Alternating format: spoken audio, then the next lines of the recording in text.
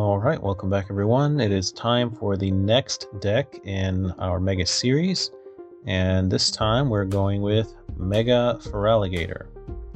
So what Mega Feraligatr does is Mortal Crunch for 2 water and a colorless energy, 200 plus.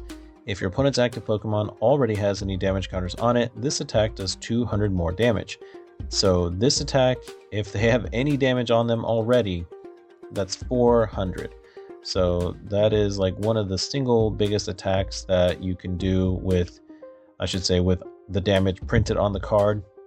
Of course, we know other Pokemon can hit for more with all of the different multiplications and things that can go on with it.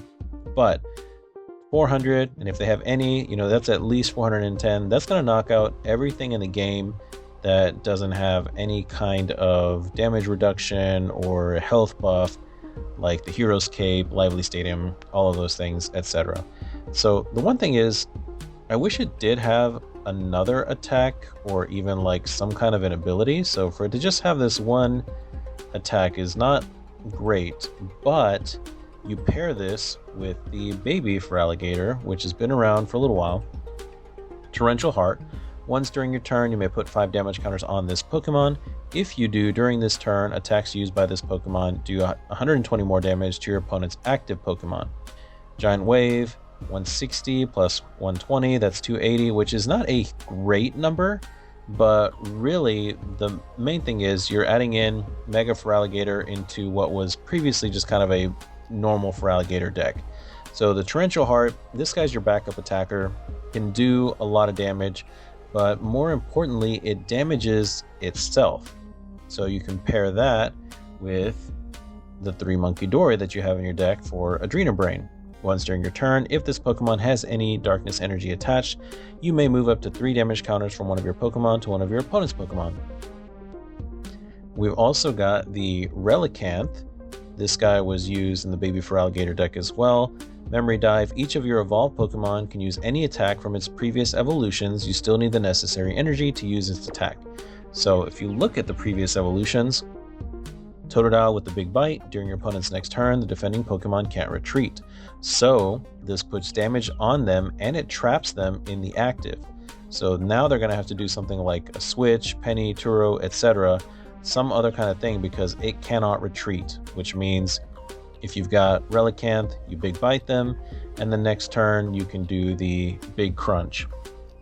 That is assuming if you don't have some other kind of a way to add damage and then just Adrena Brain onto it for a single attack. So you do have a 2-hit option, and of course it's not bad. A lot of times that 200 damage is going to take a knockout on its own. But anyway, you also have Croconaw Reverse Thrust, so 30 damage, and switch this Pokemon with one of your benched Pokemon. So this even helps you get out of trapping plays as well.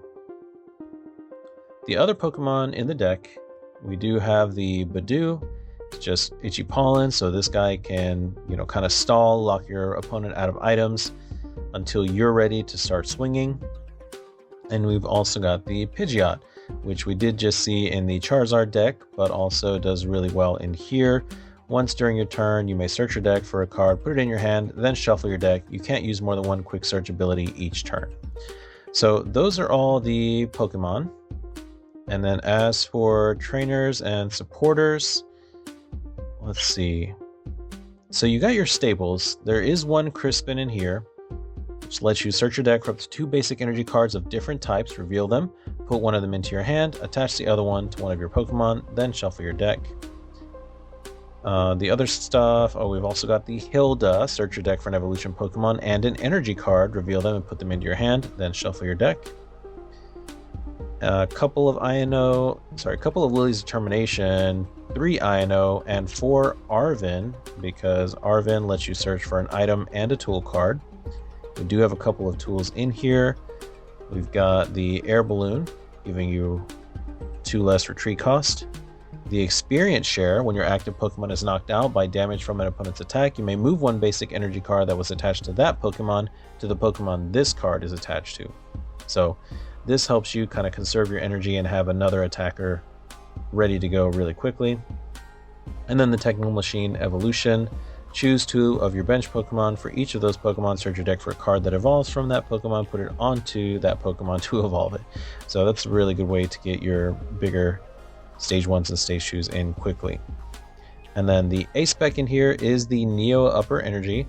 As long as this card is attached to a Pokemon, it provides a single colorless energy. If this card is attached to a Stage 2 Pokemon, this card provides every type of energy, but provides only 2 energy at a time. So you see these a lot in like Dragapult. That's kind of the A spec that they tend to go for at this point. And because our big attack requires 3, also works really well on this guy. And then you just attach 1 other energy that you need. So we've also got the new Poképad. Search your deck for a Pokemon that doesn't have a rule box, reveal it, put it into your hand, then shuffle your deck. And we've also got the Surfing Beach. Once during each player's turn, that player may switch their active water Pokemon with one of their benched Pokemon.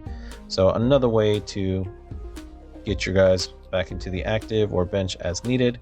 And then an interesting inclusion, which I actually love in this deck, is the Team Rocket's Venture Bomb.